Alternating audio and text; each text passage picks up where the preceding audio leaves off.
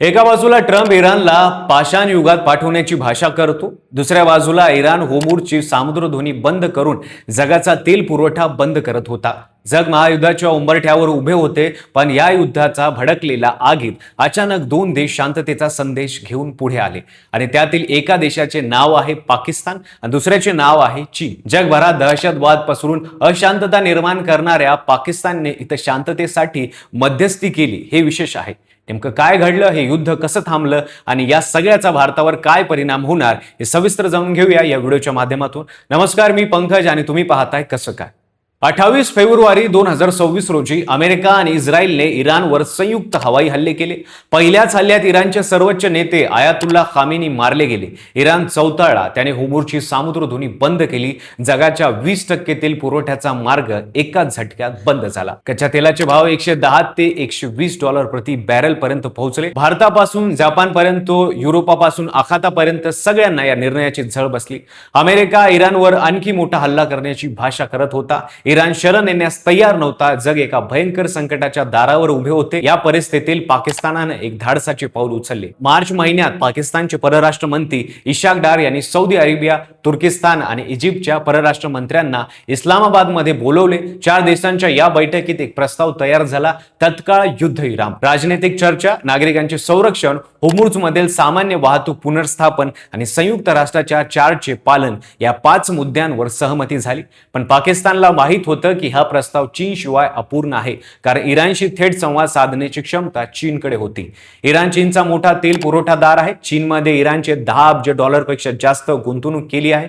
इराणला चीनची गरज आहे आणि चीनलाही इराणची. त्यामुळे इशाक डार बीजिंगला गेले. चीनचे परराष्ट्र मंत्री वॉंग यी यांनी त्यांचे स्वागत केले. वॉंग यी यांनी यापूर्वीच इराण, इस्रायल, रशिया आणि आखाती देशाची 26 फोन कॉल्स केले होते. चीनचा विशेष दूत प्रत्यक्ष मध्यपूर्वीत जाऊन मध्यस्थी करत होता. बीजिंग मधील बैठकीत 5 कलमी संयुक्त प्रस्ताव तयार झाला आणि चीन पाकिस्तानने मिळून तो अमेरिका, इराण आणि इतर देशांपुढे ठेवला. पाकिस्तानची भूमिका इथे खास होती, कारण पाकिस्तान हा एकमेव देश होता जो अमेरिका, इराण दोघांशी थेट बोलू शकत होता. अमेरिकाशी पाकिस्तानचे लष्करी आणि राजनैतिक संबंध आहेत, तर इराणची सीमा आणि धार्मिक समीकरणे. पाकिस्तानने इराणकडून 10 कलमी प्रस्ताव घेतला आणि तो अमेरिकापर्यंत पोहोचवला. ट्रम्प यांनी सांगितले की 7 एप्रिलच्या रात्री मोठा हल्ला करण्यापूर्वीच पाकिस्तानचे पंतप्रधान शहबाज शरीफ आणि फील्ड मार्शल असीम मुनीर यांनी त्यांना विनंती केली आणि त्या विनंतीला मान देऊन आपण हल्ला थांबवत असल्याचे जाहीर केले. या सगळ्यात सर्वात महत्त्वाची गोष्ट म्हणजे ट्रम्पने इराणच्या 10 कलमी प्रस्तावाला मान्यता दिली. ट्रम्प हे असे नेते आहेत जे इराणला नष्ट करण्याची धमकी देतात आणि दुसऱ्या दिवशी शांततेसाठी तयार होतात. पण यावेळी त्यांचा मागे हटण्याचा निर्णय अचानक नव्हता. ट्रम्प म्हणाले की त्यांचे सर्व लष्करी उद्दिष्ट आधीच पूर्ण झाले आहेत आणि आता दीर्घकालीन शांततेचा करार करण्याची वेळ आहे. 10 एप्रिलला इस्लामाबादमध्ये इराण आणि अमेरिका यांच्यात थेट चर्चा होणार आहे. आता या सगळ्याचा भारतावर काय परिणाम होतो ते पाहूया. भारतासाठी युद्ध आणि शस्त्रसंधी दोन्ही अत्यंत महत्वाचे आहेत. भारत आपल्या एकूण कच्च्या तेलाच्या 85% आयात करतो. त्यातील 7 ते 65% तेल होर्मुझ सामुद्रधुनीतून येते.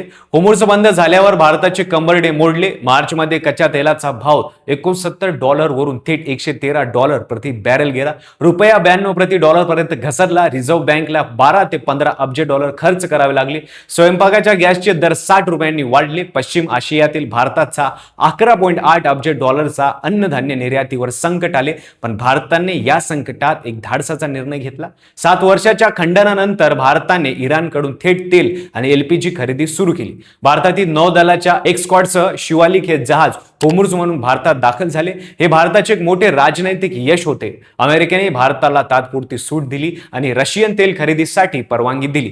शस्त्रसंधीनंतर परिस्थिती थोडी सुधारेल असे वाटते. होर्मुझ उघडेल तर तेलाचे दर कमी होतील, रुपया स्थिर होईल, महागाई नियंत्रित येईल. पण एक मोठी पेच भारतापुढे उभा आहे. अमेरिका आणि इस्रायलशी जवळीक साधताना भारताने इराण, चीन आणि रशियाला दुखावले. आता या शस्त्रसंधीनंतर भारताला पुन्हा एकदा आपले परराष्ट्र धोरण नीट करावे लागेल. या संपूर्ण प्रस्तावातून एक गोष्ट स्पष्ट होते: जेव्हा महासत्ता आपसात भिडतात तेव्हा मध्यम देश आपल्या शहाणपणाने मोठी भूमिका बजावू शकतात. पाकिस्तानने नेमकं हेच केलं. एक गरीब आणि कर्जबुडीत देश असूनही त्याने जागतिक महायुद्ध टाळण्यात हातभार लावला आणि चीनने आपली जागतिक प्रतिमा एक जबाबदार शक्तिशाली देश म्हणून मजबूत केली. भारताने मात्र या संपूर्ण प्रकरणात दखलपात्र भूमिका घेतली नाही. भारत एक महासत्ता म्हणून पाहतोय. एक जागतिक संकटात नेतृत्व घेण्याची हिंमत आपण अजून दाखवत नाहीत. इस्रायल इराण यांच्यातील शस्त्रसंधी भारताची महत्त्वाची भूमिका असायला पाहिजे होते असं तुम्हाला वाटते का? तुमचे मत कमेंटमध्ये लिहून सांगा. आणि व्हिडिओ आवडला असेल तर लाईक करा. चॅनलवर नवीन असाल चॅनल सबस्क्राईब करा आणि बेल आयकॉनला दाबायला विसरू नका. आणि पाहत राहा फक्त कसं काय.